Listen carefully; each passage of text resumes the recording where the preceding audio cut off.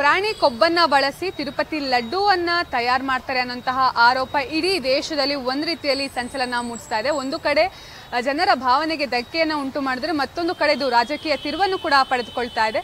ಈಗ ಸದ್ಯ ಈ ಆರೋಪದ ಹಿನ್ನೆಲೆ ನಿನ್ನೆ ತಿರುಪತಿಯಲ್ಲಿ ಶುದ್ಧಿ ಕಾರ್ಯವನ್ನು ಕೈಗೊಳ್ಳಲಾಯಿತು. ಸದ್ಯ ನಾನಿವಾಗ ಬೆಂಗಳೂರಿನ ವೈಯಾಲಿ ಕಾವಲ್ನಲ್ಲಿರುವಂತಹ TTED ಬಳಿ ಇದ್ದೀನಿ. ಈ ಒಂದು TTEDಯಲ್ಲೂ ಕೂಡ ಶುದ್ಧಿ ಕಾರ್ಯವನ್ನ ಏರ್ಪಡಿಸಿರುವಂಥದ್ದು. ಅಂದ್ರೆ ಪ್ರತಿ ವರ್ಷವೂ ಕೂಡ 5 ಬಾರಿ ತಿರುಪತಿಯಲ್ಲಿ ಅಂದ್ರೆ ಬೆಂಗಳೂರಿನ TTEDಯಲ್ಲಿ ಶುದ್ಧಿ ಕಾರ್ಯವನ್ನ ಏರ್ಪಡಿಸಲಾಗುತ್ತೆ. ಅದರಲ್ಲೂ ಕೂಡ ಈ ಬಾರಿ ವಿಶೇಷವಾಗಿ 27 ಆಗಿ 28ನೇ ತಾರೀಕು 27ರಿಂದ 30ನೇ ತಾರೀಕುವರೆಗೂ ಕೂಡ ಶ್ರೀವಾರಿ ವಾರ್ಷಿಕ ಪವಿತ್ರೋತ್ಸವ ಇರೋ ಹಿನ್ನೆಲೆಯಲ್ಲಿ TTEDಯಲ್ಲಿ ಇವತ್ತು ವಿಶೇಷವಾಗಿ ಶುದ್ಧಿ ಕಾರ್ಯವನ್ನ ಹಮ್ಮಿಕೊಂಡಿರುವಂಥದ್ದು. ಹೀಗಾಗಿ ಇವತ್ತು ಬೆಳಿಗ್ಗೆ 10 ಗಂಟೆಯಿಂದ ಸಂಜೆ 6 ಗಂಟೆವರೆಗೂ ಕೂಡ TTEDಯನ್ನ ಸಂಪೂರ್ಣವಾಗಿ ಬಂದ್ ಮಾಡಿ ಯಾವುದೇ ರೀತಿ ಭಕ್ತರಿಗೆ ಅಂದ್ರೆ ದೇವರ ದರ್ಶನಕ್ಕೆ ಅವಕಾಶವನ್ನ ನೀಡದೆ ಸಂಪೂರ್ಣವಾಗಿ ದೇವಸ್ಥಾನವನ್ನ ಬಂದ್ ಮಾಡಿ ಇಲ್ಲಿ ಶುದ್ಧಿ ಕಾರ್ಯವನ್ನ ಮಾಡಲಾಗುತ್ತೆ. ಅಂದ್ರೆ ಕೆಲವೊಂದಿಷ್ಟು ಚರ್ಚೆಗಳು ಕೂಡ ಆಗ್ತಾ ಇದೆ. ಅಂದ್ರೆ ತಿರುಪತಿಯಲ್ಲಿ ಲಡ್ಡು ವಿವಾದ ಆದ ಕಾರಣ ಈ ಒಂದು TTEDಯಲ್ಲೂ ಕೂಡ ಶುದ್ಧಿ ಕಾರ್ಯಗಳು ಆಗುತ್ತೆ ಅಂತ ಹೇಳಿ. ಯಾಕಂತ ಹೇಳಿದ್ರೆ ಮೊದಲು ವಾರಕ್ಕೆ 1 ಬಾರಿ